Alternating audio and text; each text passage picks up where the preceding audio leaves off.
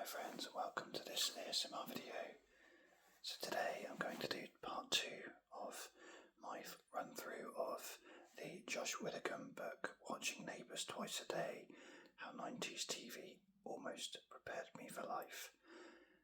As I mentioned in the previous video, which you may or may not have seen yet on my channel, this is a very good book for anyone who's into 90s TV and nostalgia. It's actually really good. Lots of shows there that I can remember, aimed obviously more specifically for the British market. It's all based on UK TV, although there are a few imports from America on there, but all the references are for UK channels and times and that. But it brought back a lot of memories for me, so I enjoyed talking about it. A few people liked the video. I got comments on my channel, which is great. I always love that. Comments about people enjoying it mean more to me than anything else on YouTube, so that was really nice. So yeah, let's go through part 2. I had the dairy milk last time, just staring at you because it was something to put on the screen. So this time we've got the Honey Monster, we've got Sugar Puffs mug, which I probably have shown on another video, but I'll show it again. So 1991 here. I want my honey made in England. So I'll leave that there, doing nothing but just sat there. So I actually helpfully put a little mark on the page last time to where I got to. I'm just going to zoom out a bit on this actually because it's a bit... Try that one, because you don't need to read it so much like on some of my other videos. So we've got contents here, we've got some shows there, there's a chapter for each show, and we've got some there as well. I don't think this video is going to be quite as long as the previous video because it goes chronologically, and for me we're already potentially on sort of mid-90s, and I think personally the second half of the 90s was nowhere near as nostalgic as the first half. But that's just due to my age. Obviously yourself, you might find that this is the best thing, much better than the previous one. So just to give a recap of what I talked about before, just in case you can't read this, I talked about Gladiators, specifically Gladiators, Ghostwatch, Neighbours, Big Break, Games Master, You Bet, Noel's House Party, 999 and Fantasy Football League. There are other chapters, but I didn't really associate my 90s with them too much, so I didn't bother talking about them too much. Again, this is all personal to me, so I'm sorry if, for example, I'll just try and find some examples of what I'm not going to talk about. To be fair, okay, this is 5. Based on Channel 5. I'd never watched Channel 5, so don't worry much on that one. Right, let's carry on, and we'll start with the next one in the line, which is Beatles About. My memories of Beatles About may well be false, but I seem to recall it being the classic Sunday night TV show. Probably gets told now it was on a Saturday, but it definitely doesn't feel like a midweek show. It feels like a proper Sunday, everyone around the TV family show. It was quite risque, it was quite, people from the public genuinely were getting duped. For those who haven't heard of Beatles About, I'm sure most people watching this have. And again, no research done into this, but I can say that it was a show that was, I think it was on ITV. It starred Jeremy Beadle, who was a big thing in the 90s, certainly the early 90s anyway. He was sort of the, modern day, I don't really want to say Ali G, but someone who sort of pranks the public quite a lot, really. There's probably a much better example of that I'm forgetting. But he wasn't, for me, overly likeable. He was a bit weird man, but the premise was good. So Beatles About would be, it would go watch out, Beatles About. And just to sidetrack, one of my biggest memories of Beatles About is actually on Neighbours, the episode, I think it's Fatal Extraction, right at the end, where Del Boy's got this massive Russian video camera, like it's huge, and he goes in and gets it from the bedroom of the flat and runs in saying, "Watch out, Beatles About," because it's to do with a camera and filming people, and he's just been caught having arranged a date with someone, and he comes in all jokey and that, and everyone just looks at him blankly because they've just found out about his, let's say, cheating on Raquel. So yeah, Del Boy sings the theme tune, and for me that's good enough for me.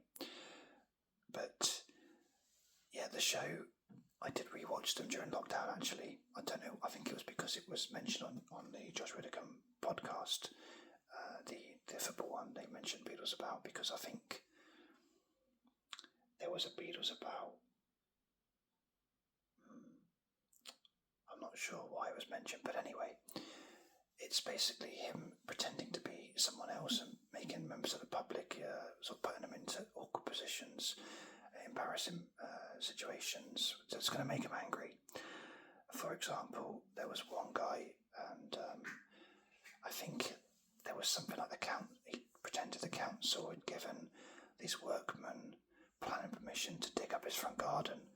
It was something like that, and obviously this guy was kicking off about it, and then Beadle comes along eventually after a while when a lot's gone on by this point, and sort of reveals himself, and the guy probably tells him to F off, and takes it in the best spirits at the time, probably more relief than anything else.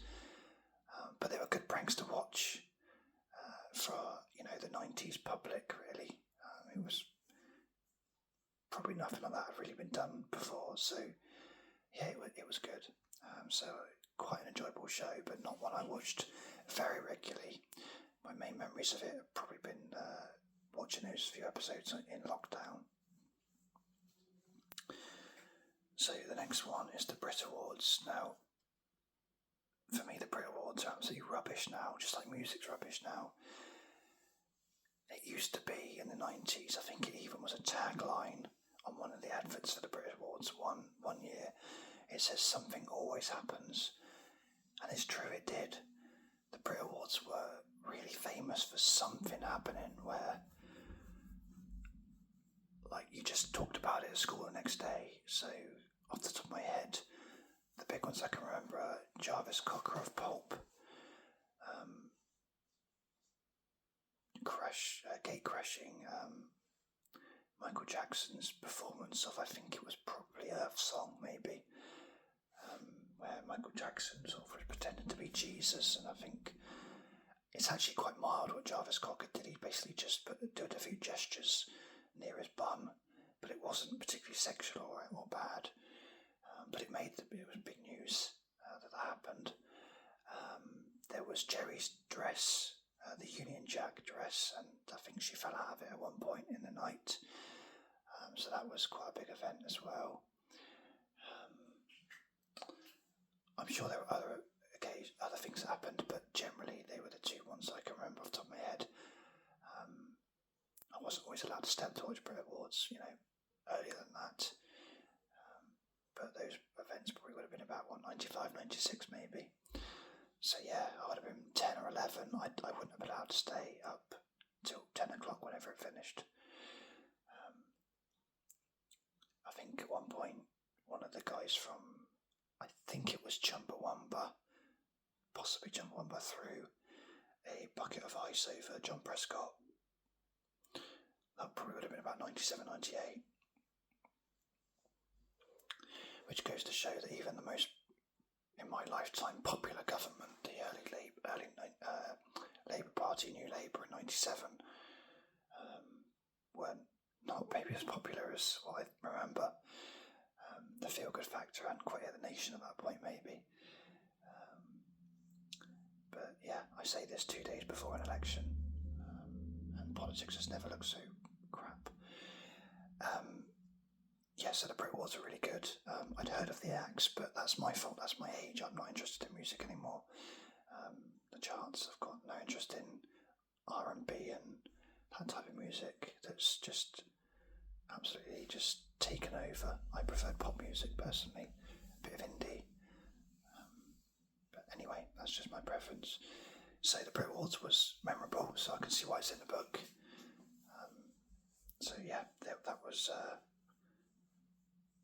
That was quite a good show. Definitely the only music, apart from, to my my shame, apart from the smash hits Paul and his party, I think the Brit Awards was the only music awards I ever watched.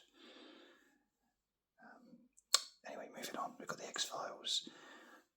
The X-Files was something that was very popular in our school in the late 90s, where I think it was actually, to be fair, the geeky kids who discovered it first, and you're like, oh, whatever, and no one took an interest. It was like sci-fi, oh, I'm not interested in that.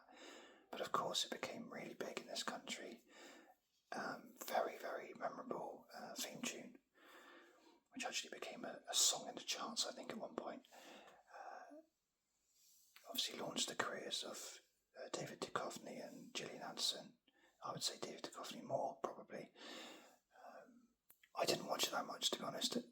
I'm not sure what channel it was on. I think it's the sort of thing that, in my head, probably was something that BBC Two got the rights to. But it wasn't something I really watched that much. But I appreciate it, and I've wanted to go back and watch it and never really got around to it. So, another very good show. We've got England v Germany, Euro 96 semi-final.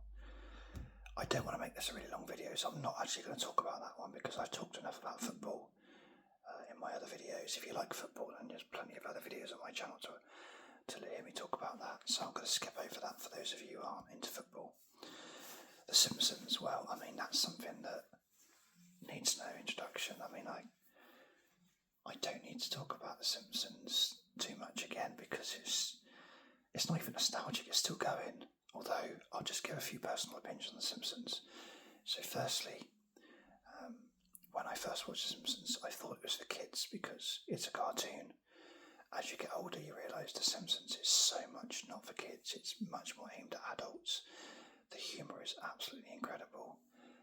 I've actually got a book of The Simpsons, or 2 books of The Simpsons, so I'll do them on another video at some point. So again, I won't go into a deep dive of The Simpsons. Suffice to say, it's got to be one of the best shows of all time. I think it won a Channel 4, one of those top 100 kids shows, or top 100 whatever it is they talk about, and you get these really unfunny idiot talking heads on these shows that you just think, oh, you're so annoying, go away. But I think Simpsons won the best kids program, which I was fuming that things like The Real Ghostbusters or Thomas the Tank Engine were robbed of victory. Rainbow, actually, another classic, for basically what is an adult's cartoon show. But anyway, yeah, it did win that, along with millions of other prizes, I'm sure. The Simpsons was great. When I'm not going to go into The Simpsons. What I will say though is, although I've just said it's still going, it's not really. It's like a shadow of itself. It's like the last 3 episodes of Neighbours and Horses. It's just, I'm going to say it's crap.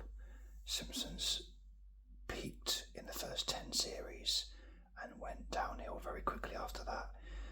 I had the DVDs of The Simpsons and I showed my boys them, and I only had the first 10 series. I never even bothered with the ones after that, which says it all really. So let's move on, because I've already talked for 15 minutes. This is 5, not going to talk about that. Wasn't interested in Channel 5, it was a load of rubbish. I didn't have it for a start, but it's not bitterness because I didn't miss out on anything really. I can't think of anything on Channel 5 I wanted to watch in the 90s. Election 97, I wasn't really into politics much I'd have been 12 years old, just turned. I was aware of politics. My main take home from this election 97 was that I remember taking a brief interest in it and asking my uncle, before the election. He was a very clever man, by the way. I asked him who was going to win, and I said, because I think, Labour, they seem to be popular.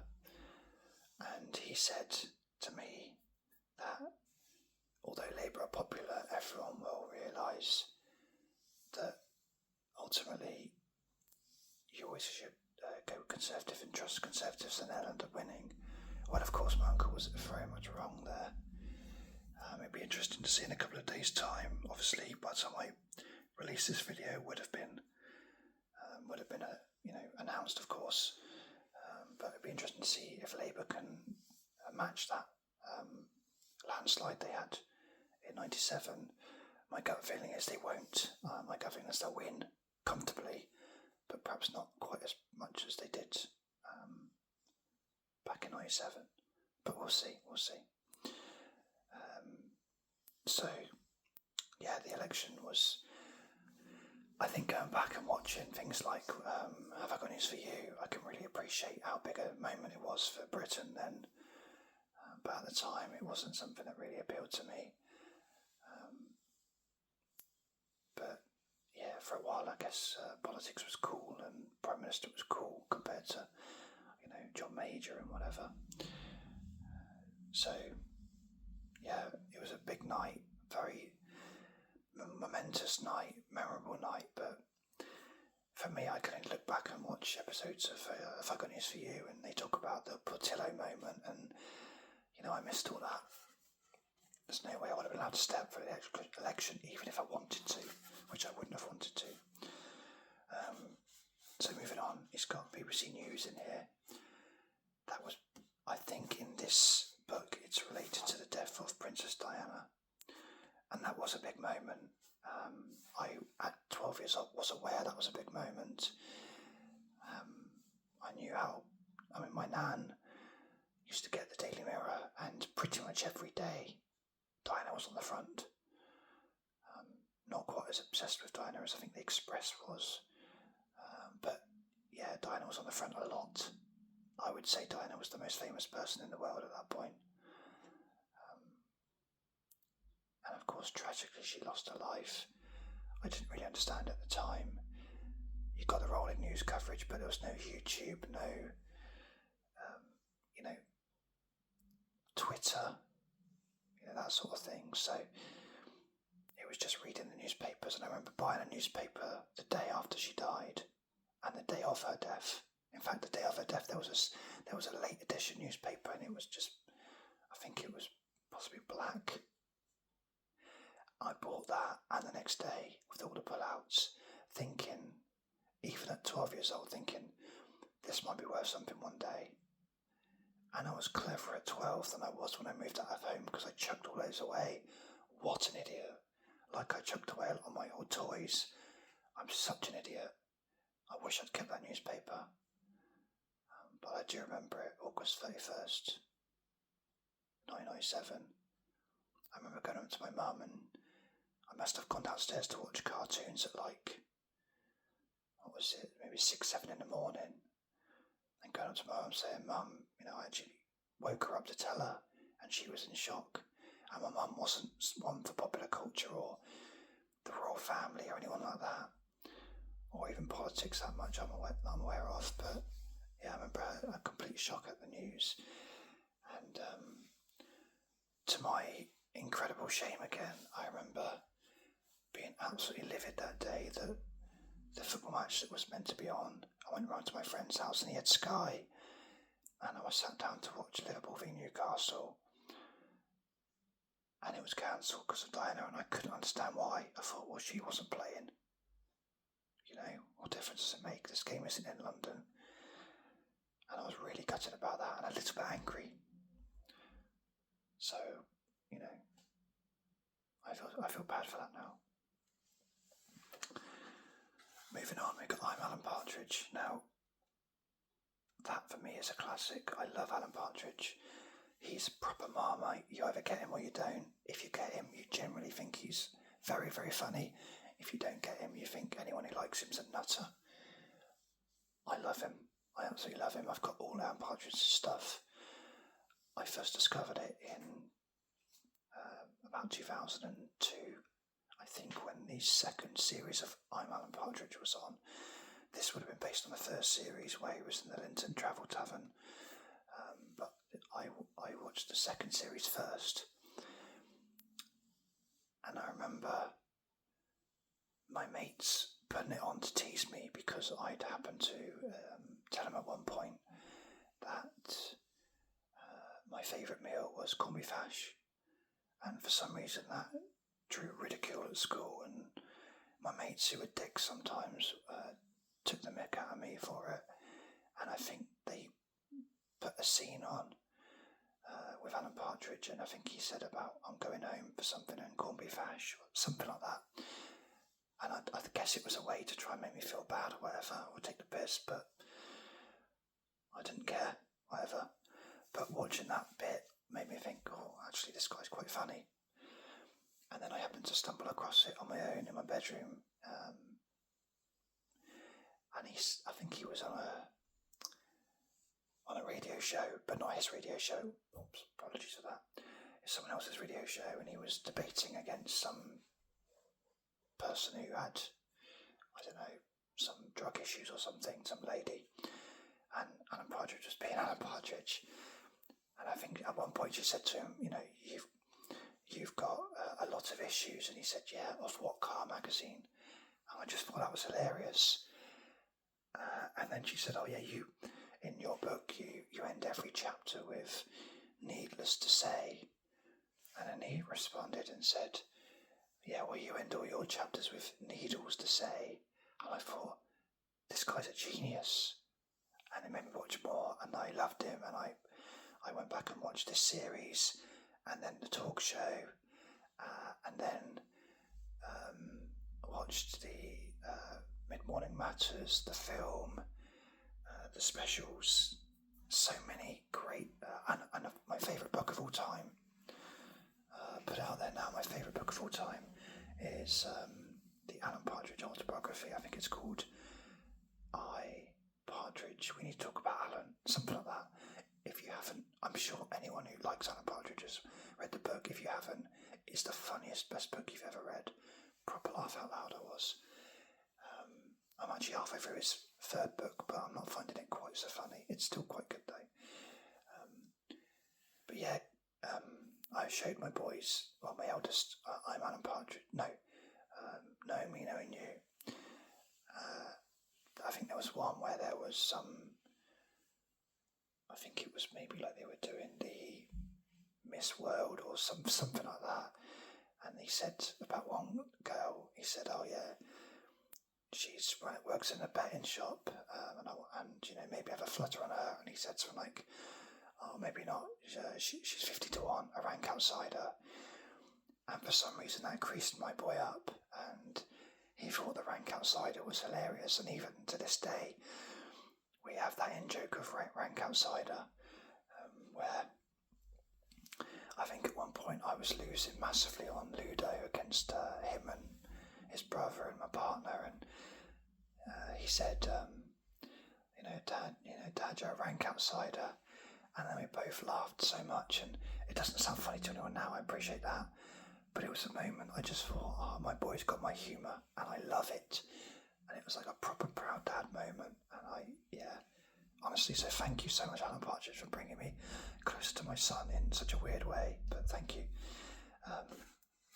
Moving on, we've got commercial break, we've got adverts. I'm actually not going to talk about that now, because I've got an idea about talking about adverts in another video, so I'll do that another time. In fact, I'm going to just write down now adverts, because I want to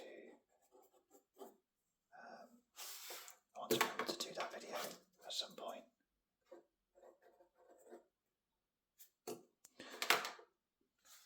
Moving on to CFAX. CFAX was something I loved in the 90s. For anyone who's very young, watching this, probably under the age of, say, 15, 20 probably, you're probably thinking, CFAX, what the hell's that? You probably heard of some of these programmes, but you wouldn't have heard of CFAX. CFAX was BBC. It was something you pressed on your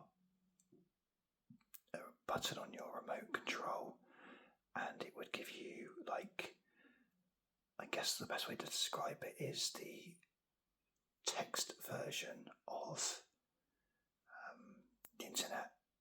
It was all pixelated, and it gave you news.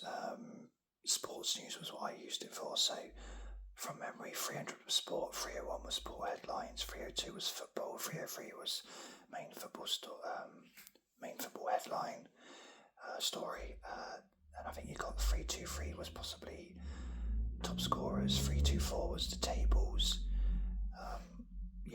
That was the BBC, and you had the latest scores on there as well on a Saturday, and you used to watch the scores flick over.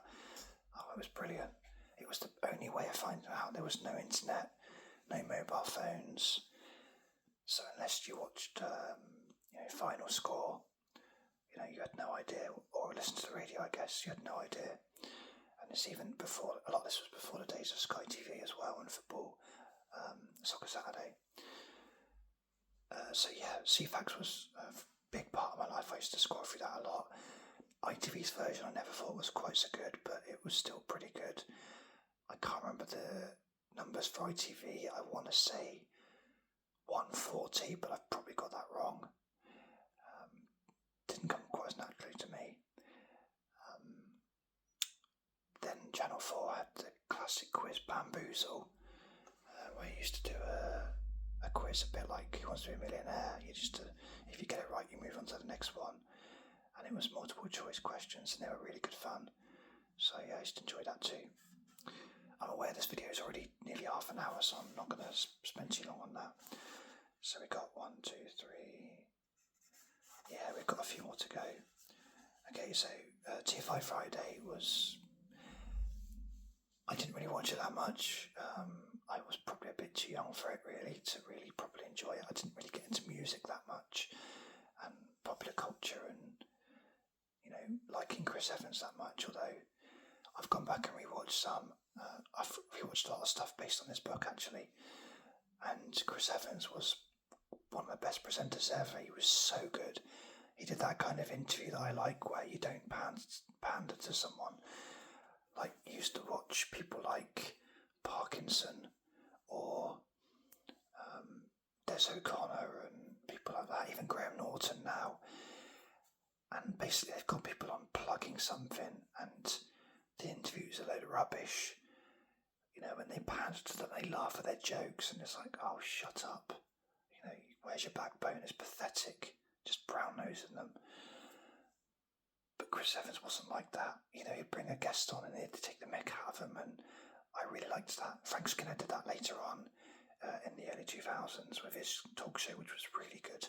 Really enjoyed that one.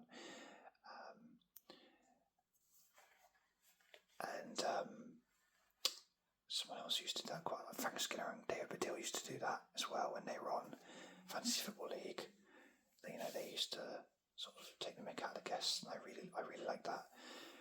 I think it was Parkinson when he had Del Boy on, David Jason.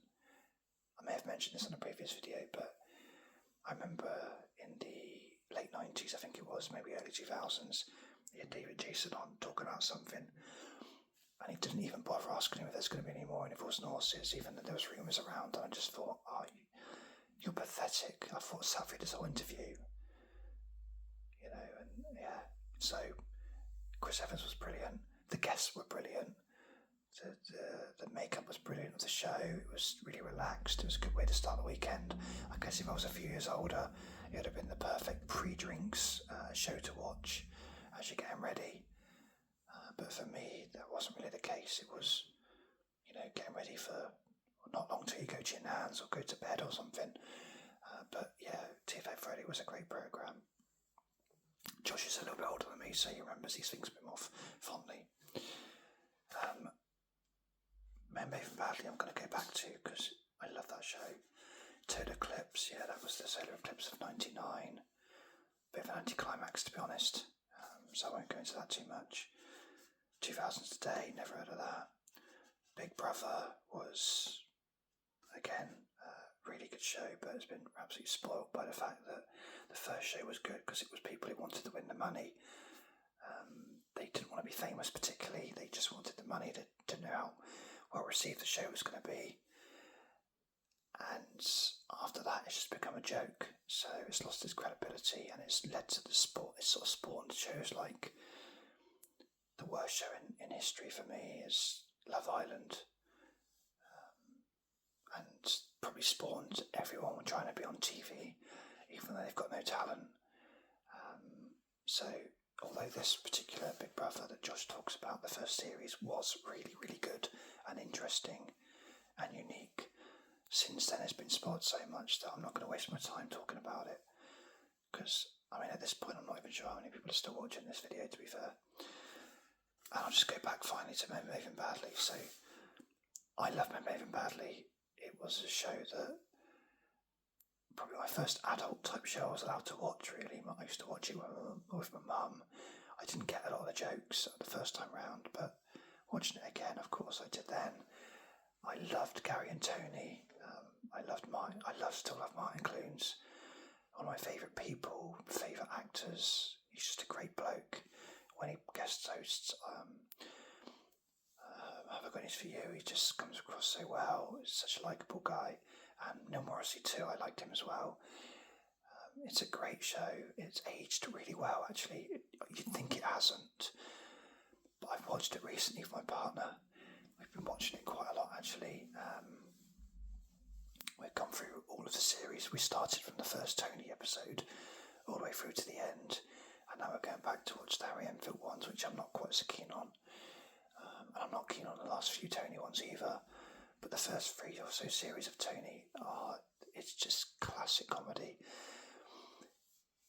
I kept looking at my partner when we were watching it, and she's got this sort of like laughing and shaking her head sort of thing. Like, she doesn't want to laugh, but she can't help herself, because they're very sexist in the show. She loves Dorothy for standing up to Gary. It's a really good show. Proper lads, proper 90s lads. But one thing I noticed from the show is just how good life was in the 90s. There's not a mobile phone in sight. There's not the internet.